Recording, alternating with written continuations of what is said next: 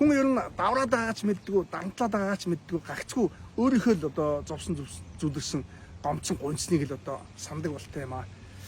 Миний хувьд өнгөрсөн сая Дорнод аймгийн цагдаагийн газарт за тэгээд хогчийн өмгөөлч мэдүүлгэн суугаад гарч ирлээ л дээ. Тэгээд эхнэр нь нөхрөө автомашиныг дайлж алсан ийм одоо харамсалтай бөгөөд эмгэлтэй ийм гэмтэг гарсан байгаа байхгүй юу. Тэгээ гэмтгийн шалтгаан өнгөцлийг судлаад үзэхээр л харь их одоо хардвалт за тэгээ гэр бүлийн таарамжгүй харилцаанаас магадгүй цаашлах юм бол эдгэрэнтэй холбоотой харилцаа бас байхыг ч өгөөсөхгүй байхгүй. Ингээд утгаар хүний амь гэдэг уул нь тийм хямдхан зүйл биш шүү дээ. Нөгөө талаасаа тэгээ тааш тоглохгүй бол тэгээд салчин лээс тийм асуудал юу байна.